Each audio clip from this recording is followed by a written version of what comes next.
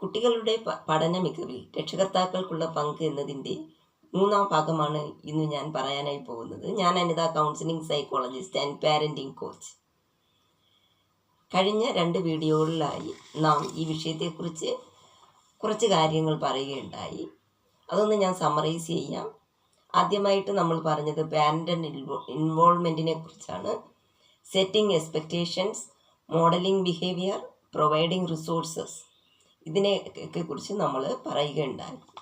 ഇന്ന് ഞാൻ പറയാനായി പോകുന്നത് എൻകറേജിങ് ഇൻഡിപെൻഡൻസ് ആൻഡ് റെസ്പോൺസിബിലിറ്റി എന്നതാണ്.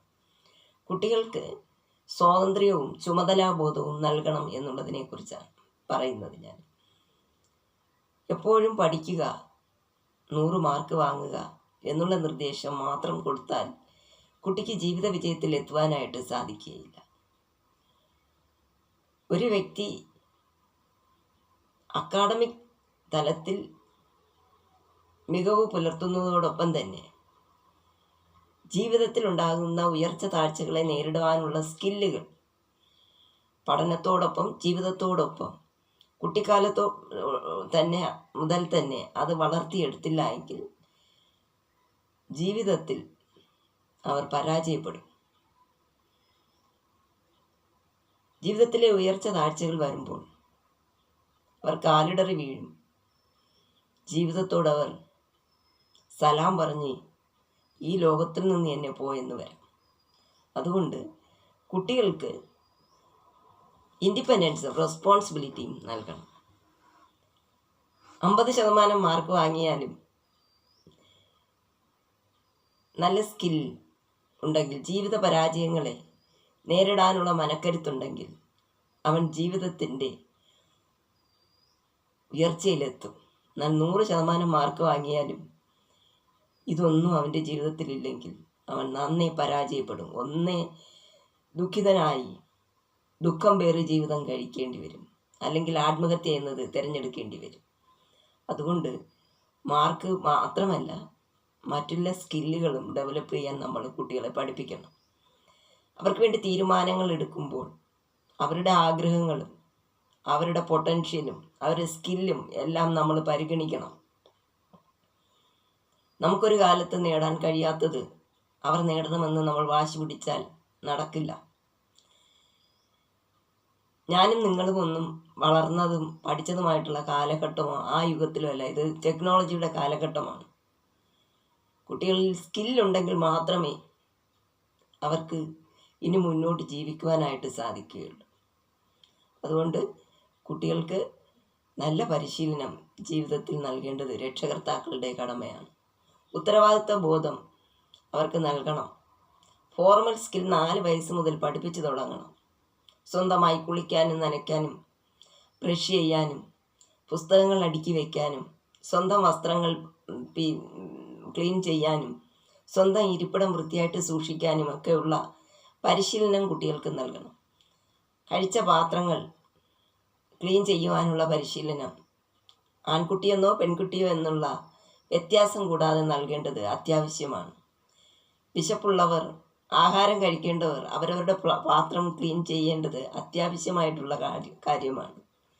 അപ്പോൾ ഈ വക കാര്യങ്ങളെല്ലാം അമ്മ തന്നെ ചെയ്തു കൊടുക്കാതെ കുട്ടികളെ പരിശീലിപ്പിച്ച് കൊണ്ടുവന്നാൽ അവർ എപ്പോഴെങ്കിലും ഒറ്റയ്ക്ക് ജീവിക്കേണ്ട ഒരു സാഹചര്യം വന്നാൽ പോലും അവർ നന്നായിട്ടത് മാനേജ് ചെയ്ത് കൊണ്ടുപോകും. രണ്ടാമത്തേതായിട്ട് പറയുവാനുള്ളത് എനിക്ക് encouraging A growth mind set അവരിൽ ക്രിയേറ്റ് ചെയ്യാൻ പാരൻസ് ശ്രമിക്കണം എന്നുള്ളതാണ്. അതിന് നിങ്ങൾ ചെയ്യേണ്ടത് അവരുടെ ഓരോ എഫർട്ടുകളെയും നിങ്ങൾ പ്രൈസ് ചെയ്യണം. ആവശ്യമല്ലാത്ത പ്രൈസ് അല്ല. ഇപ്പോൾ കുട്ടി 100-ന് 50 മാർക്ക് മേടിച്ച് വരുമ്പോൾ അടുത്ത വീട്ടിലെ കുട്ടിയുമായിട്ട് താരതമ്യം ചെയ്ത് കുട്ടിയെ നിരാശപ്പെടുത്തുകയും വഴക്ക് പറയുകയും ചെയ്യുകയല്ല ചെയ്യേണ്ടത്. കുട്ടിക്ക് പ്രതീക്ഷ കൊടുക്കുക.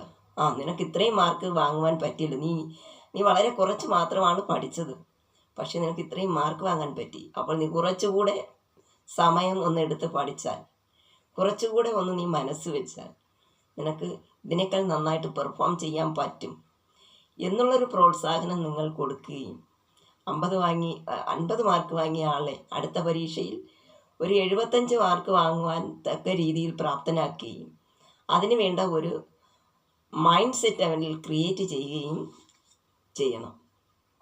മോഡലിംഗ് റെസിലിയൻസ്, അതായത് പ്രതിസന്ധികളെ നേരിടാൻ, അതായത് ജീവിതത്തിൽ വരുന്ന പരാജയങ്ങളെ നേരിടുവാനുള്ള റെസിലിയൻസ്, ആ ഒരു കഴിവ് ബിൽഡ് ചെയ്ത് കൊണ്ടുവരുവാൻ ഉള്ള പരിശീലനം നൽകണം,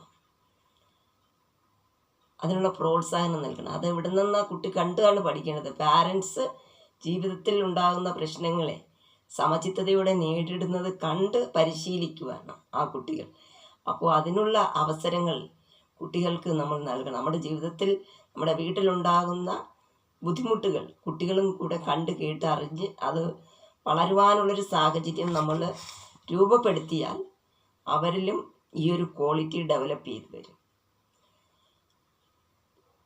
ഡിഫിക്കൽട്ടായിട്ടുള്ള സാഹചര്യങ്ങളെ എങ്ങനെയാണ് അപ്രോച്ച് ചെയ്യേണ്ടത് എന്നുള്ളൊരു പോസിറ്റീവ് ആറ്റിറ്റ്യൂഡ് അവർക്ക് നൽകണം. ഏത് പ്രതിസന്ധി വരുമ്പോഴും കരഞ്ഞ് നിലവിളിച്ച് ദൈവത്തെയും പഴിച്ച് സകല ബന്ധുമിത്രാദികളെയും പഴിചാരി ഇരിക്കുന്ന ഒരു പാരൻസിനെയാണ് അവർ കണ്ടു വളർന്നതെങ്കിൽ ആ രീതിയിൽ വരുവാനുള്ള ചാൻസസ് ഒക്കെ വളരെ കുറവാണ്.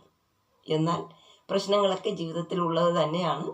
നമുക്കിതിനെ നേരിടാൻ പറ്റും, നമുക്ക് അങ്ങനെ ചെയ്യാം ഇങ്ങനെ ചെയ്യാമെന്നുള്ള സൊല്യൂഷൻസൊക്കെ നിങ്ങൾ രൂപപ്പെടുത്തുന്നത് കുട്ടികളൊന്ന് കണ്ട് കേട്ടും വളരുവാൻ സാധിച്ചാൽ അവർക്കും നല്ലൊരു മൈൻഡ് സെറ്റ്, പ്രശ്നങ്ങളെ നേരിടുവാനുള്ള ഒരു പോസിറ്റീവ് ആറ്റിറ്റ്യൂഡ് അവരിലും രൂപപ്പെട്ട് വളർന്ന് വരും. സ്ട്രെസ്സിനെ മാനേജ് ചെയ്യുവാനുള്ള ഒരു കഴിവ് കുട്ടികളിൽ നാം ക്രിയേറ്റ് ചെയ്യണം. അത് നമ്മുടെ ഈ ഡെയിലി ഉള്ള ആക്ടിവിറ്റീസിലൂടെയാണ് അവർ കാണേണ്ടത്. സ്ട്രെസ് മാനേജ്മെൻറ്റ് എന്ന് പറയുന്നത് ഓപ്പൺ കമ്മ്യൂണിക്കേഷൻ, തുറന്ന മനസ്സോട് സംസാരിക്കുക. മിക്കവാറും എല്ലാ വീട്ടിലും തുറന്ന മനസ്സോടുള്ള സംസാരം വളരെ കുറവാണ്.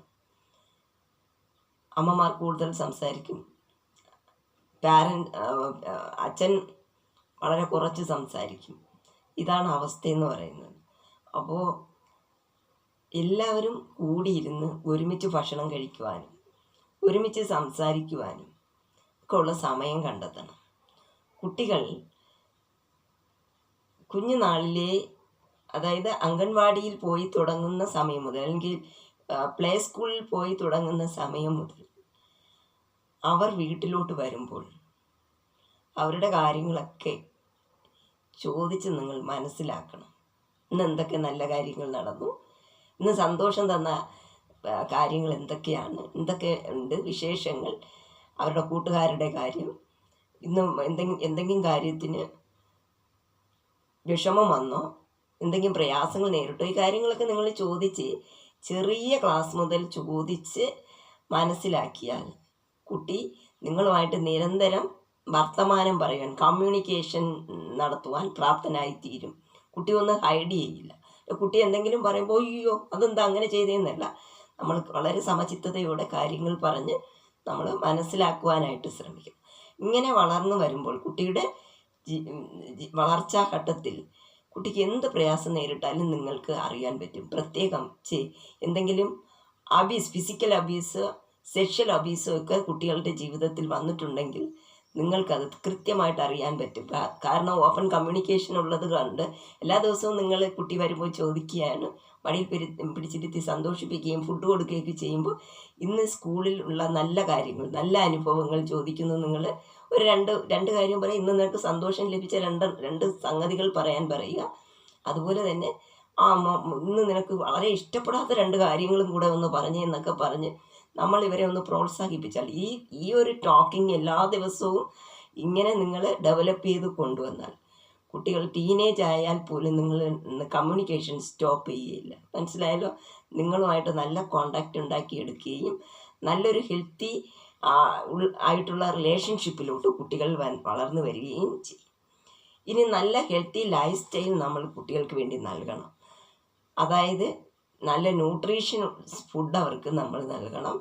പിന്നെ നല്ലൊരു സ്ലീപ്പ് പാറ്റേൺ അവരെ പഠിപ്പിക്കണം. നമ്മൾ കൃത്യമായിട്ട് ഉറങ്ങുവാനും കൃത്യസമയത്ത് എണീക്കുവാനും ഒക്കെയുള്ള ഒരു പരിശീലനം ചെറിയ ക്ലാസ് മുതലേ അവർക്ക് കൊടുത്ത് അവരെ വളർത്തേണ്ടത് വളരെ അത്യാവശ്യമാണ്.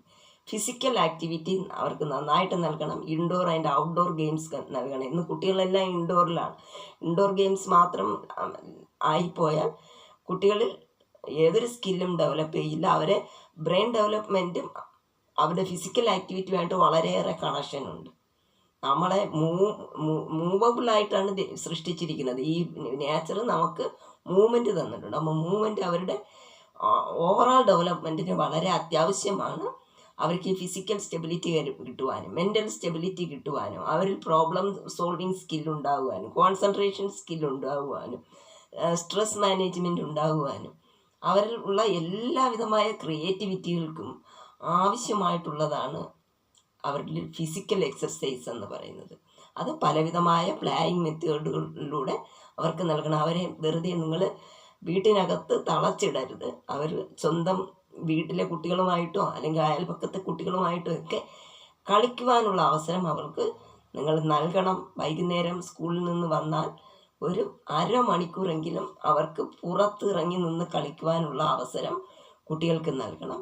മറ്റ് ആക്ടിവിറ്റികൾ, വീട്ടിൽ നടക്കുന്ന മറ്റ് ആക്ടിവിറ്റികളിൽ അവരെ പങ്കുചേരാറാക്കണം. പ്രത്യേകിച്ച് ഗാർഡനൊക്കെ ഉണ്ടെങ്കിൽ അത് നനയ്ക്കുവാനും അതിനെ ഒന്ന് പരിപാലിക്കുവാനും ഒക്കെയുള്ള പരിശീലനം കുട്ടികൾക്ക് നൽകണം.